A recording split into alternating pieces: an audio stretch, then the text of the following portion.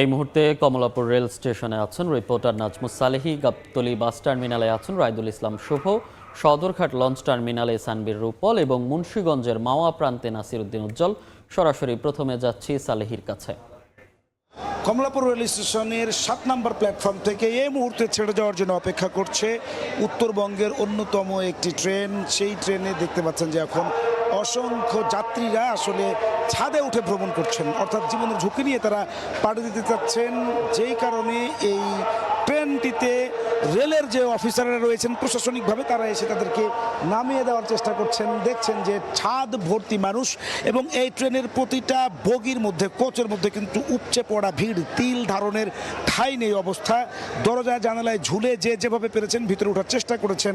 সেই যখন অবস্থা তখন অনেকেই যারা ভিতরে জায়গা পাননি তারা কিন্তু ট্রেনের ছাদে উঠে বসেছেন এবং সেই ট্রেনের ছাদ থেকে তাদেরকে নামিয়ে দেওয়ার জন্য রেলের অফিসাররা চেষ্টা করছেন প্রশাসনিকভাবে। এখানে RNB, railway government police, GRP, railway নিরাপত্তা বাহিনী, পুলিশ, তারা কিন্তু হচ্ছে এখন ট্রেনের ছাদের উপরে উঠে সেই যারা ছাদের উপরে উঠেছেন অবৈধভাবে তাদেরকে এখন নামিয়ে দেওয়ার চেষ্টা করছেন। আপনি দেখতে পাচ্ছেন যে রেলের আরএনবি, রেলওয়ে নিরাপত্তা বাহিনীর সদস্যরা ছাদের উপরে উঠে এখন সেই যাত্রীদেরকে নামানোর চেষ্টা করছেন। উত্তরবঙ্গগামী প্রতিটি ট্রেনে সকাল থেকে আমরা দেখেছি এমন উপচে পড়া ভিড়। প্রতিটা ট্রেনেই আসলে হাজার হাজার মানুষ। ট্রেনের ছাদে যত সংখ্যক, ভিতরে যত সংখ্যক মানুষ, ট্রেনের ছাদে কিন্তু তার চাইতেও বেশি মানুষ।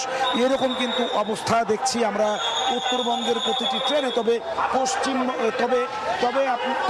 উত্তরাঞ্চলের ট্রেনগুলোতে কিন্তু সেই রকম ভিড় আমরা সকাল থেকে দেখিনি।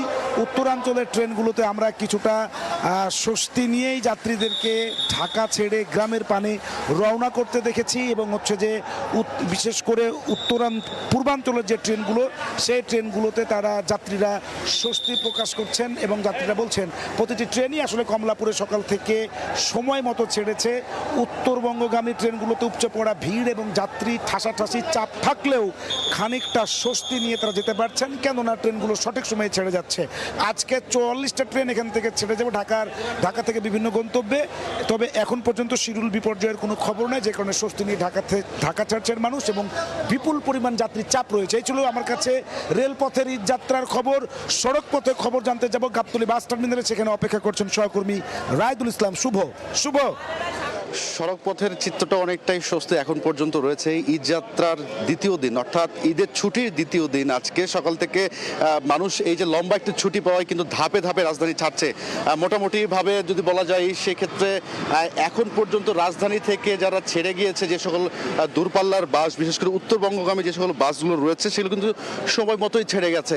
এখন পর্যন্ত যে চাপগুলো থেকে থাকে উত্তরবঙ্গগামী বাসগুলোতে বা সড়কগুলো, মহাসড়কগুলোতে তেমন কোনো চাপ পাওয়া যায় বা যানজটের আমরা খবর পাইনি। তবে রাজধানীর যদি ভেতরকার চিত্র বলতে চাই, যে ভেতরের যে একে একে যারা ঈদ করতে বাড়ি যাওয়ার কথা ছিল বা তারা কিন্তু যেতে শুরু করেছেন এবং সরকারি ছুটি ঘোষণা করার পরে কিন্তু সড়কগুলোতে অনেকটাই যানজট একেবারে নেই বললেই চলে। এতে করে আসলে যাত্রীরাও অনেকটা স্বাচ্ছন্দ্যেই কিন্তু এই বাস টার্মিনালগুলোতে এসে তাদের যেই কাঙ্ক্ষিত বাস, সেই বাসটিতে করে কিন্তু আসলে যাত্রা করছেন। আমরা এই মুহূর্তে গাবতলীতে আছি, আমরা দেখতে পাচ্ছি যে আইন শৃঙ্খলা রক্ষাকারী বাহিনীর সদস্যরা কিন্তু বেশ তৎপর অবস্থায় রয়েছে এবং আজকে অল্প কিছুক্ষণের মধ্যে কিন্তু এই গাবতলী বাস টার্মিনাল পরিদর্শনে আসার কথা রয়েছে।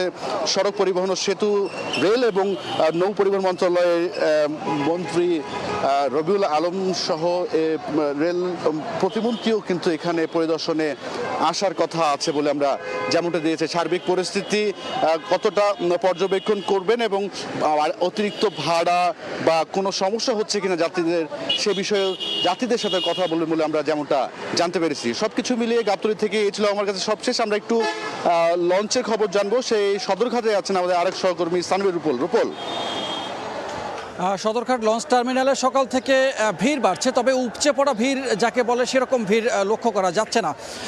তবে বেলা যত বাড়ছে ততই আস্তে আস্তে করে ভিড় বাড়তে শুরু করেছে। বিশেষ করে ভোলার নৌ রুট এবং চাঁদপুরের নৌ রুটে সবচেয়ে বেশি যাত্রীর চাপ লক্ষ্য করছি এবং অন্যান্য যে জেলাগুলো আছে অর্থাৎ দেশের 37টি রুটে এই সদরঘাট থেকে লঞ্চ ছেড়ে যায় এবং 37টি রুটে গতকালকেও 102টির মতো লঞ্চ ছেড়ে গেছে। আজকে বিআইডব্লিউটিউর পক্ষ থেকে বলা হচ্ছে যে আজকে তার চেয়েও বেশি সংখ্যক লঞ্চ ছেড়ে যেতে পারে, তবে সেটি যাত্রী চাপের উপর নির্ভর করবে এবং যে লঞ্চগুলো ভরে যাচ্ছে এবং সেই লঞ্চগুলোই ছেড়ে যাচ্ছে, অর্থাৎ তাদের নির্ধারিত যে সময় তারা বেঁধে দিয়েছে সেই সময়ের আগেই অনেক লঞ্চ ছেড়ে যাচ্ছে, যার ফলে এখানে কোনো রকমের বাধা বিপত্তি পার হতে হচ্ছে না। এবং আপনারা দেখতে পাচ্ছেন যে এই পুরো জায়গাটি এখন যাত্রীর আনাগোনা আস্তে আস্তে করে বাড়ছে। আজকে যেহেতু অনেকেই ছুটি হয়ে যাবে অনেকেরই, যার ফলে দুপুরের পরে একটি বাড়তি চাপ হতে পারে বলে ধারণা করা হচ্ছে।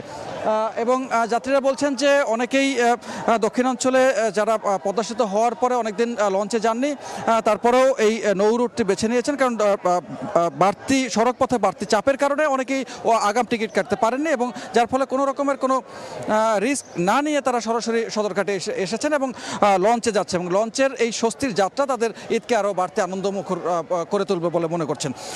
এবং ভাড়াও তুলনামূলক কম এবং এখানে তদারকির জন্য আইন শৃঙ্খলা রক্ষা বাহিনী যেমন আছেন, তেমনি বিআইডব্লিউটিও কর্তৃপক্ষ তারা তদারকি করছেন। এবং এখনও পর্যন্ত যে রুটগুলো আছে সকাল থেকে আমি দেখেছি যে সকাল 9টা পর্যন্ত 23টির মতো লঞ্চ ছেড়ে গেছে এবং অন্যান্য বেশ কয়েকটি লঞ্চ এখন ভরে গেছে এবং অপেক্ষমান আছে, কিছুক্ষণের মধ্যেই ছাড়বে। তো এই ছিল সদরঘাট লঞ্চ টার্মিনাল থেকে সবশেষ তথ্য। চলে যাচ্ছি নাসিরউদ্দিন উজ্জ্বলের কাছে, সেখানে তিনি আছেন মুন্সিগঞ্জে। দক্ষিণের দুয়ার হিসাবে পরিচিত এই পদ্মা সেতুর মাওয়া পয়েন্ট দিয়ে কিন্তু লাখো যান পারাপার হচ্ছে এবং সেটি কিন্তু ঈদে উৎসব মুখর একটি পরিবেশ এবং ঈদ যাত্রায় এখানকার পরিস্থিতি মোকাবেলা করবার জন্য কিন্তু 3টি বুথ বাড়িয়ে দেওয়া হয়েছে। তাই কিন্তু এখন 11টি বুথ দিয়ে যানবাহন পারাপার হচ্ছে এবং ইটিসিএস এর 2টি যে সংরক্ষিত বুথ আছে সেখানে কিন্তু চলন্ত যান পারাপার হতে পারছে। এবং এখানকার যে ঈদ যাত্রার পরিস্থিতি সেটি কিন্তু আপনারা জানেন যে গেলকাল 38,500 যান কিন্তু পারাপার হয়েছে, এর আগের দিন হয়েছে 28,000 এবং আজকে সকাল পর্যন্ত কিন্তু 12,000 যান পার হয়ে গিয়েছে। এবং তারা বলছেন যে পদ্মা সেতু পার হতে মাত্র 7-8 মিনিট সময় লাগছে এবং এই পরিস্থিতিগুলো মোকাবেলা করবার জন্য কিন্তু দুই পারে যে এক্সপ্রেসওয়ে রয়েছে সেখানে কিন্তু পরিকল্পিত ট্রাফিক ব্যবস্থা রাখা হয়েছে এবং পদ্মা সেতুর একেবারে মুখে যেই জায়গাটি উত্তর থানা পয়েন্ট সেখানে কিন্তু বাস বে রাখা হয়েছে এবং কোনো জায়গায় যেন জটলা তৈরি হতে না পারে সেই ব্যাপারে কিন্তু মনিটরিং চলছে প্রায় 181টি ক্যামেরা দিয়ে। এবং এখানকার যে পরিস্থিতিগুলো সঙ্গে কিন্তু সরাসরি মন্ত্রণালয় জড়িত। আপনারা জানেন যে সোমবার সরাসরি কিন্তু সেতু মন্ত্রী এখানে এসে পরিদর্শন করে গেছেন এবং আজকের কর্মসূচিতেও কিন্তু সেতু প্রতিমন্ত্রীর পরিদর্শনে আসবার কথা রয়েছে। এসব নানা পরিস্থিতির কারণে কিন্তু ঈদযাত্রা অনেকটা স্বাচ্ছন্দ্য হচ্ছে বলে কিন্তু যাত্রীরা জানাচ্ছেন এবং তারা অনেকে মোটর বাইকে করে যে পদ্মা সেতু পার হচ্ছেন পরিবার পরিজন নিয়ে।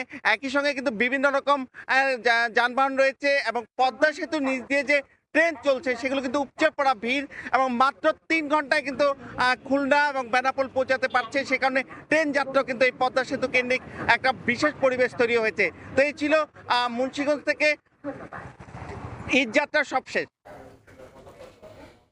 সড়ক নৌ এবং রেলপথে ঈদযাত্রার খবর জানাচ্ছিলেন সহকর্মীরা।